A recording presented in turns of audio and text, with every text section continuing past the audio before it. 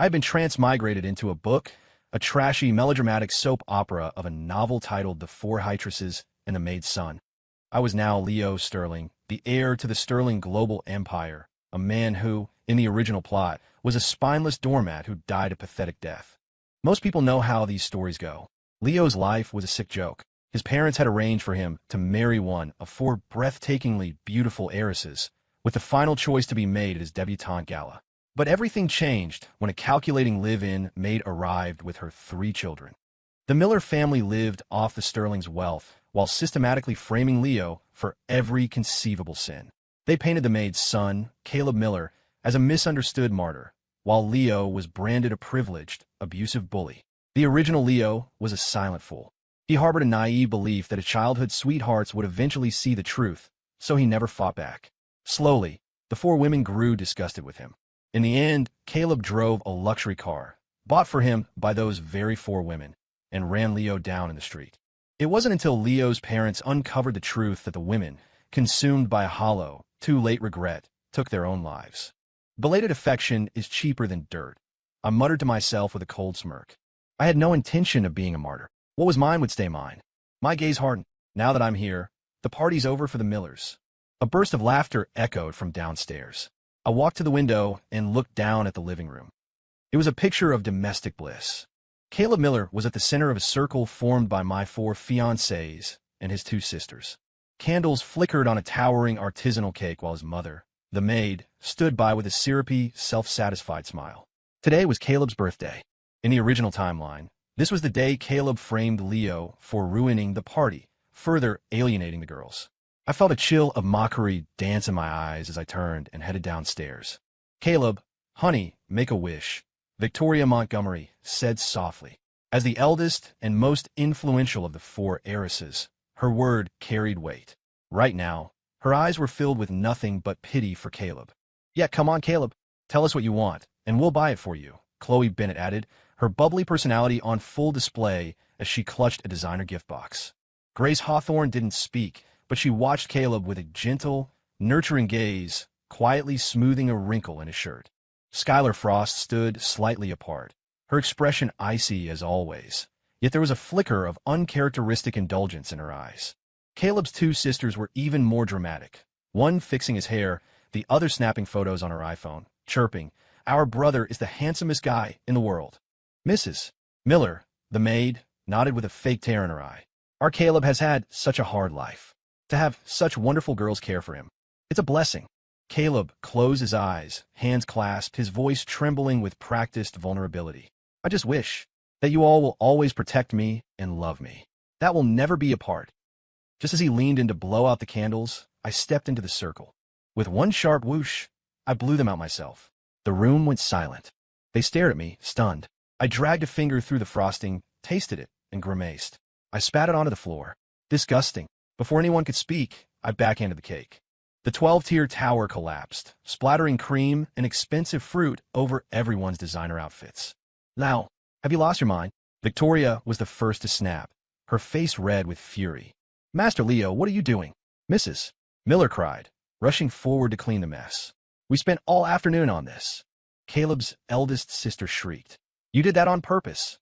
It's Caleb's only birthday. I ignored them. I walked over to the dining table, which was laden with delicacies prepared by a Michelin-star chef I paid for. I picked up a fork and took a bite of the Wagyu beef.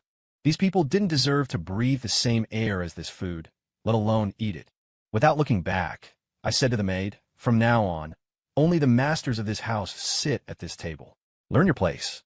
Leo, you're going too far, Chloe said, her face flushed with anger. What did Caleb ever do to you? You're always targeting him. Exactly, Grace added, finding her courage. Caleb is so vulnerable. How can you be so cruel? Skylar frowned, her voice a sharp blade of judgment. You need to stop this, or we will never forgive you. Seeing his opening, Caleb switched to victim mode instantly. His eyes turned red, and he dropped to his knees with a heavy thud, tears streaming down his face like a broken faucet. Master Leo, I know I shouldn't have my birthday here. I shouldn't take up your space. But I grew up without a father. My mom worked so hard to raise me alone. I just wanted one nice day. I am sorry. Please don't be mad. My family and I will leave right now. Even if we starve on the streets, we won't step foot in the Sterling mansion again. This pathetic display was like gasoline on the fire of the women's savior complexes. Victoria pointed a finger at my face. Look at what you've done. You've pushed him to his knees.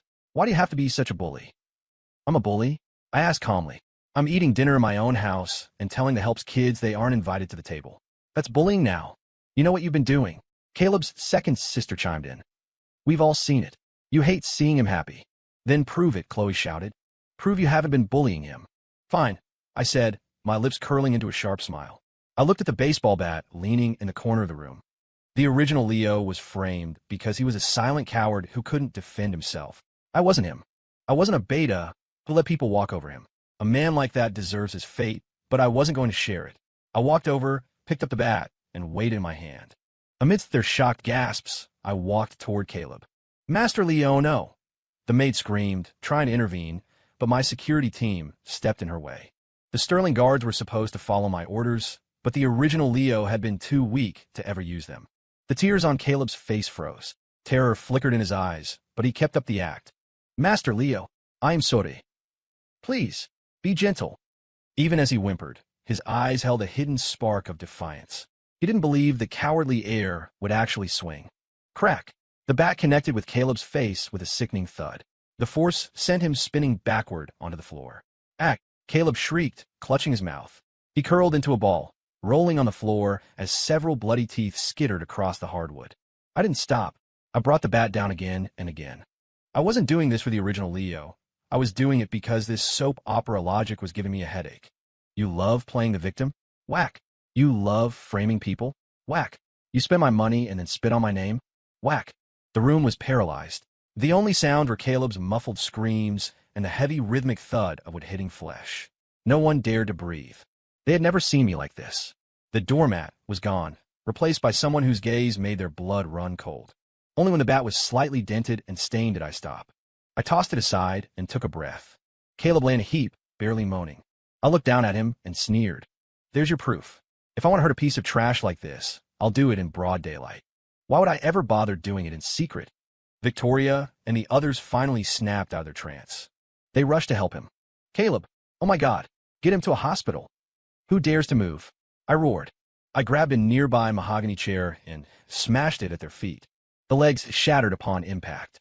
They froze, trembling. My eyes swept over them, finally landing on my 4 fiancés. Anyone who tries to help him is kicked out of the Sterling estate tonight. I guarantee you won't find a single door open to you in all of New York. Not even for a crust of bread. My voice was ice. They could see I wasn't joking. These socialites had never faced real consequences. They stood there, shaking, watching Caleb bleed out on the floor, too terrified to move. For the first time, I actually looked at the 4 of them. They were, as the book described, masterpieces of nature. Victoria was elegant and poised. Chloe was bright and spirited. Grace was soft and serene. Skylar was a chilling beauty. It was a shame their brains were currently being bypassed by their bleeding hearts. I turned my gaze to the maid and her daughters. They were white with shock. I looked back at the heiresses, my voice now calm, but commanding. Since you're my fiancés, it's time you started acting like it. You've forgotten your obligations. Victoria, you're staying with me tonight. For the rest of the week, the 3 of you will rotate. 1 night each. What? The room gasped. Before anyone else could speak, Caleb's eldest sister shrieked. You want us to serve you? To sleep with you? I mean my sister and I. But even my mother? You're sick. I won't let you have me that easily. She actually stomped her foot in a coy, theatrical way. It was nauseating. Slap. I hit her so hard her lips split instantly. Wake the hell up. What are you even imagining? I looked at her bloated, arrogant face with pure disgust. When I say service, I'm talking about my 4 beautiful fiancés. What are you pieces of garbage talking about? Do you think I don't need 3 days a week to rest from them? I turned to the guards at the door. These 3 women. They're yours now. My only requirement. Keep them busy. Very busy. The guards looked at each other, hesitant. Sir, do we have to? Of course, I nodded. They looked relieved. Thank you, sir. But if you refuse, I interrupted, you're fired. Leave the estate. The guard smiles vanished. They looked at the maid and her daughters, then back at me. With a resigned sigh, they stepped forward, grabbed the hysterical women, and dragged them out. The living room finally went quiet, leaving only me, the 4 heiresses, and the dying Caleb on the floor. My eyes fell back on Victoria Montgomery. Didn't you hear me? Victoria was still in shock. Chloe was the one who found her voice, though it was trembling. You, you can't do this. The agreement was you choose one of us for marriage. If you take all of us, that's not legal. That's... I reached out and stroked her cheek. Her skin was like silk. I gave her a dark, wicked smile. Honey, you're overthinking it. If I sleep with all of you, but marry none of you, it's not bigamy. It's just a very busy social calendar. Without another word, I stepped toward Victoria. Before she could react, I swept her up in a bridal carry. Leo, put me down. We have a contract. She struggled, her small fists thumping weakly against my chest. I looked down at her with a warning in my eyes. Behave, or I'll handle you right here on the rug. She went stiff, her face flushing crimson. She went quiet as I carried her upstairs toward the master suite. Chloe, Grace, and Skylar stood in the wreckage of the party, their expressions a chaotic mix of fear, confusion, and something else they couldn't quite name. I glanced back at them over my shoulder. Chloe tomorrow, Grace the day after, Skylar following her. Be ready, or things will get much, much worse for everyone involved. I kicked the bedroom door open and locked it behind me. Victoria's protest died in her throat as I dropped her onto the soft, oversized bed. Her struggles were nothing against my strength. I pulled off my tie, my gaze darkening with a mix of aggression and intent. Remember this, Victoria. You're a sterling fiancé. In this life, you belong to me, body and soul. That night, Victoria went from resistance to exhaustion. By the time it was over, her eyes were red from crying, but she didn't say another word of protest. I wiped a tear from her eye and pinched her perfect cheek. See, if you'd just been this obedient from the start, we could have skipped the drama. Victoria turned her head away, her ears burning red, but she quietly shifted closer to me in the dark. The next morning, I woke up to find Victoria sitting on the edge of the bed, watching me with a complicated expression. Have you figured out yet? I asked. She shook her head, then nodded slowly. I don't know, but I'll do what you said. We'll take turns. She knew the sterling influence was too vast to fight. Resistance would only bring more pain. And deep down, she wanted to see if the new Leo was real. I nodded, satisfied. I walked to the window and pulled back the curtains. Below, the butler was organizing the cleanup of the living room. Caleb Miller was gone, likely hauled off by the guards. Go down and get some breakfast, I said. As we entered the dining room, the other three were already there, looking restless. The spread was lavish, but no one had an appetite. I ate slowly, then looked at the butler. Where's Caleb? Sir, the butler stepped forward. Last night, while the guards were occupied, the maid managed to sneak back and move him. We aren't sure where they are. Ran away? I raised an eyebrow, unfazed. They won't go far. They've tasted the good life. They won't go back to being poor. They'll be back to try one last time. Sure enough, by noon, the maid returned with a battered, limping Caleb. They burst into the living room. Leo Sterling, come out here, the maid screamed. What did you do to my daughters? Give them back. Caleb wailed along with her. Master Leo, I'm sorry. Just let my family go.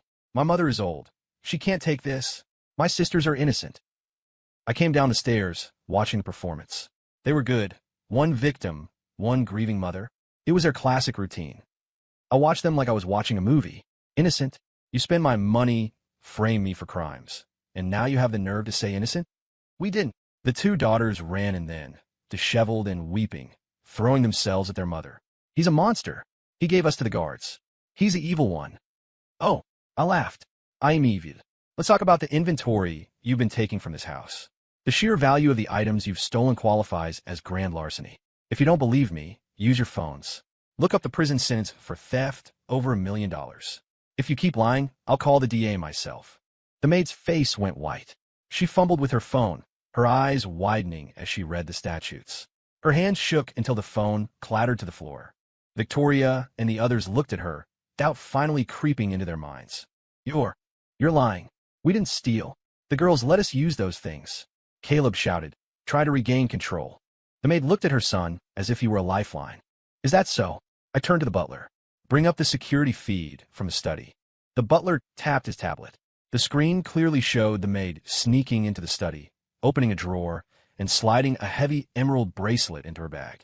That was my mother's heirloom, intended for my future bride, I said coldly. Its value is worth more than your family's entire lives. Since I hadn't chosen a wife yet, I doubt these four gave you permission to take it. I glanced at the heiresses. They quickly looked away, unable to meet my eyes. The Millers were speechless. Caleb's eyes darted around before he dropped back into his pity act. Master Leo, It's my fault. I made my mom do it. I was desperate. I have a medical condition. I needed the money for treatment. Don't blame her, blame me. Caleb, you're sick? Chloe asked, her saint instincts kicking in. She looked at me, her eyes pleading. Maybe Leo can help. He wouldn't just watch you suffer, right? Damn it. These women were gorgeous, but their savior complexes were a terminal illness. You want to be a saint? Fine, but you do it on my terms. Fine, I said. The Millers froze. Did the old Leo just come back? Guards, I snapped. Take Caleb to the Sterling private hospital. Take his mother and sisters for testing. Once the match is confirmed, we're doing a transplant. The Millers were horrified. The guards grabbed Caleb as he started screaming. Wait, no, I didn't say it was my kidneys. I just meant my stomach was upset. It's not that serious. Shut up, I growled, channeling my inner tyrant. I don't care what you think. I think you need a transplant. If I say you're going under the knife, you're going under the knife. What are you waiting for? Lunch. I barked to the guards. Yes, sir. They dragged the screaming family out. Leo, you'll pay for this. The maid's voice echoed as they were hauled away. Master, please, we can serve you too. The sisters cried out, a last-ditch effort. I waved them off with total indifference. I'm a man of taste. I don't eat every scrap thrown my way. With them gone, the silence in the hall was heavy. I could hear the rapid breathing of the four women next to me. They were terrified, looking at each other like deer in headlights. I sat down next to Chloe. She jumped as if she'd been shocked, a forced smile plastered on her face. I'm full. You guys eat. She tried to bolt, but I caught her wrist. What's the rush? It's your turn today. We're going to the office first. Chloe's face turned bright red. She looked panicked, but she eventually nodded. Okay. By 10 a.m., I was in my penthouse office. Chloe walked in with a coffee, her movements cautious. Here's your coffee, Leo. I took a sip. It was perfect.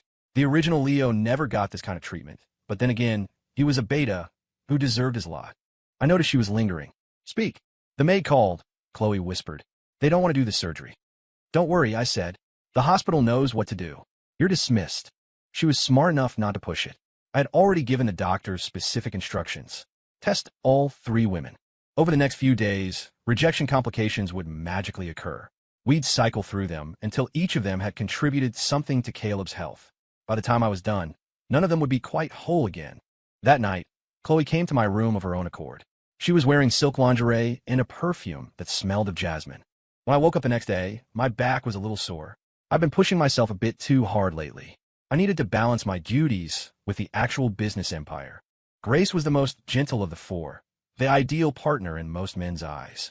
As I headed down the stairs, I saw her peeking up from the foyer. When she saw me, she hurried back to the table. Chloe was still asleep upstairs. The breakfast spread was incredible. Grace placed a bowl of soup in front of me. It's the perfect temperature. Drink up. I looked at her. Her long lashes fluttered like a nervous bird's wings. It's exactly how I like it, I said. Her ears turned pink. If you like it, I'll make it for you every day. Every day. I leaned in and tilted her chin up. Even the best things get boring if you have them every day. I like to keep the menu varied. She understood the double meaning immediately. Her face turned cherry red, but she didn't pull away. Good. I had a business trip to attend to, so I took her along as my assistant. By day, she was the perfect professional. By night, she was even better. A few days later, it was Skylar's turn.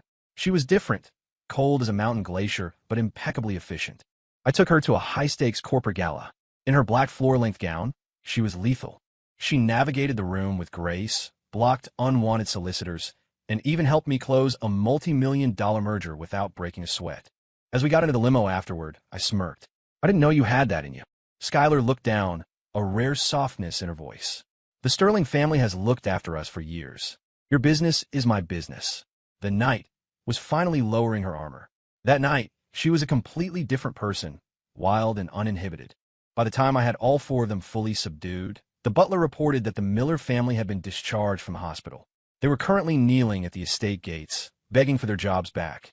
I laughed. They really don't know when to quit. If they want to crawl into their graves, I'll help them. If they had just run away, I might have let them live.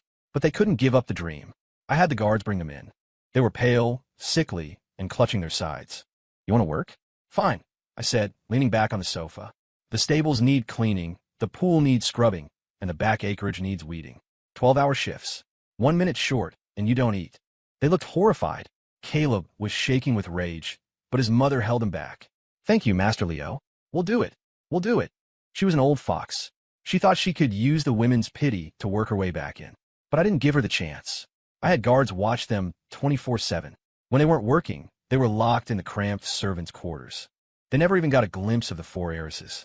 Days turned into weeks. The heavy labor broke them. The maid was hunched over. The daughters grew gaunt. They even tried to seduce me again, but I sent them away.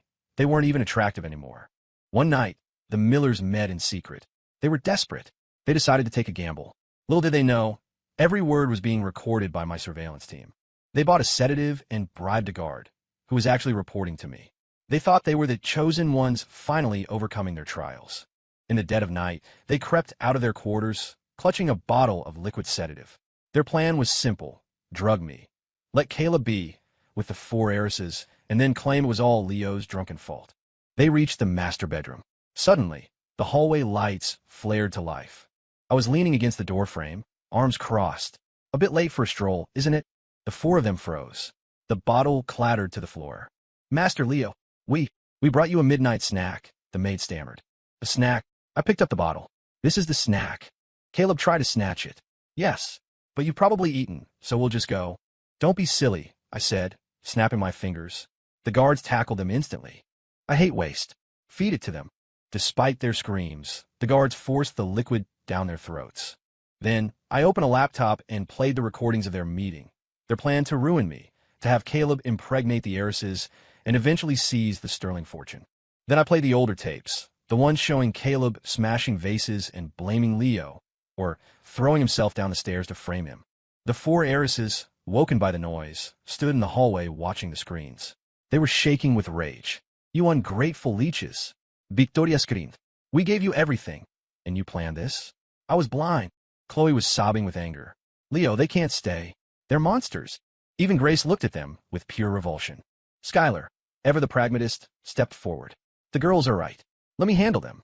I'll make sure they never bother us again. I smiled. The original plot had these women killing the Millers, and then themselves. What a waste. I'm a law-abiding citizen, I said smoothly. But there are ways to handle this. Lock them up. We proceed as planned tomorrow. The maid panicked. No, Caleb drank that stuff. You can't lock us together. Not with him like that.